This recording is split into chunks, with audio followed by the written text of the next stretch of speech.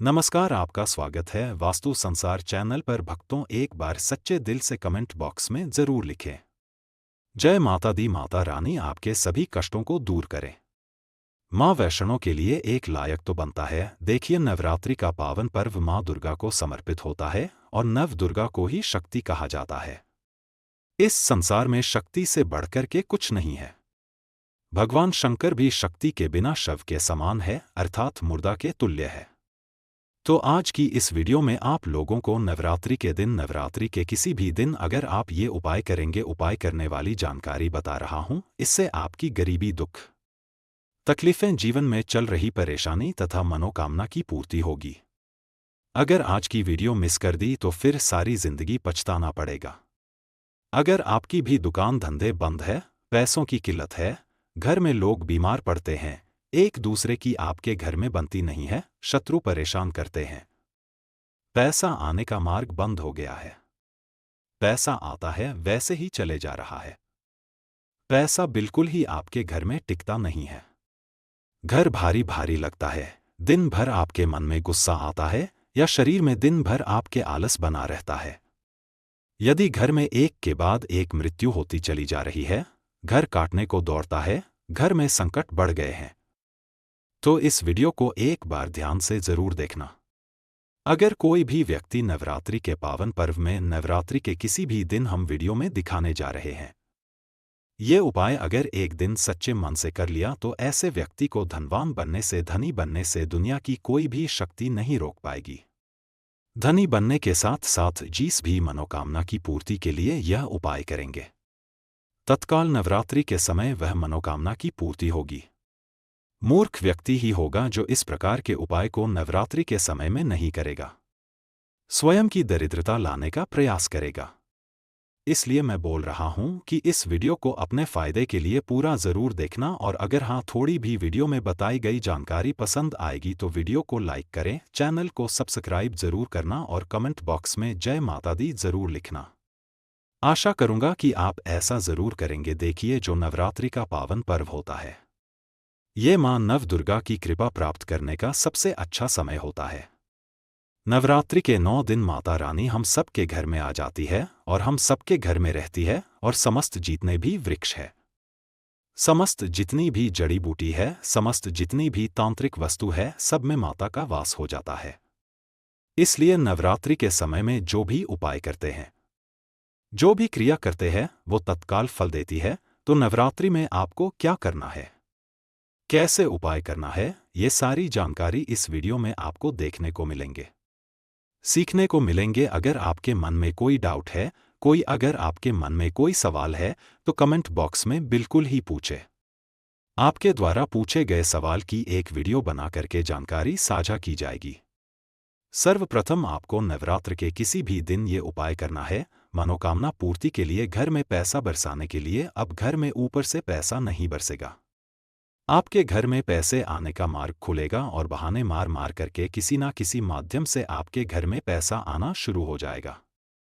ये उपाय को करने के बाद दोस्तों, सर्वप्रथम आपको लेना है पीपल के पत्ते। पीपल के पत्ते में इस प्रकार से आपको 5 प्रकार की मिठाई लेना है, जैसे कि हमने वीडियो में ले करके रखी है। ध्यान से देखिए, इस प्रकार से आपको 5 मिठाई लेनी है।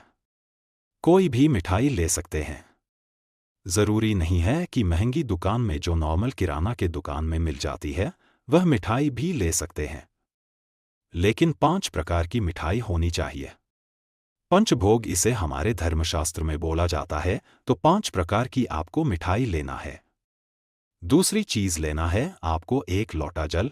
1 लोटा तांबे के लोटे में साफ एवं स्वच्छ जल लेना है। अब यह उपाय कैसे करना है, कब करना है, नवरात्रि के कौन से टाइम में करना है, तो इस जानकारी में जानते हैं। इससे पहले आपसे एक विनती है कि कमेंट बॉक्स में जय माता दी जरूर लिख दीजिएगा। तो आपको ये दोनों चीजों को, ये 5 प्रकार की जो आपने मिठाई रखी है, ये पीपल के पत्ते में ये 5 प्रकार की मिठाई आपको लेना है और आपको चले जाना है। पीपल के वृक्ष में कैसे चढ़ाना है और आपको कौन सी कामना को लेकर के चढ़ाना है, ये इस वीडियो में बताऊंगा। तो सर्वप्रथम तो आपको पीपल के पेड़ के नीचे में जाना है। तो तो आपको पीपल के वृक्ष को निवेदन करना है कि हे पीपल वृक्ष या फिर हे वृक्षों के राजा, इस प्रकार से आपको प्रार्थना करना है। मेरी गरीबी हटाइए, मेरे दीन दुख हटाइए। जैसे दुकान धंधा चौपट हो गया है, नहीं चलता है, बंद हो गया दुकान धंधा नहीं चलता, तो मेरी दुकान धंधे जो है फिर से अच्छे से चलना प्रारंभ हो जाए, ग्राहकों की भीड़ लग जाए। इस प्रकार से आपको प्रार्थना करनी है। पैसों की किल्लत है तो बोलना है कि महाराज हमारे घर में पैसे नहीं आते, हे मां लक्ष्मी हम आपको ले आने के लिए आए हैं, आप हमारे साथ हमारे घर चले। इस प्रकार से आपको प्रार्थना करना है, क्योंकि पीपल के वृक्ष पर माता लक्ष्मी तथा भगवान विष्णु का वास होता है और नवरात्रि के समय ये पूर्ण रूप से जागृत अवस्था में रहते हैं। इसलिए नवरात्रि को जागरण का भी दिन कहा जाता है। नवरात्रि के समय जो भी उपाय करते हैं, टोने टोटके करते हैं, उसका रिजल्ट तत्काल मिलता है। तो आपको करना क्या है? एक लोटे जल को आपको पीपल की जड़ में डालना है। यह उपाय शाम के समय में करना है। ध्यान से सुनिएगा और सूर्य अस्त से पहले यह उपाय करना है, तो शाम के समय में करना है।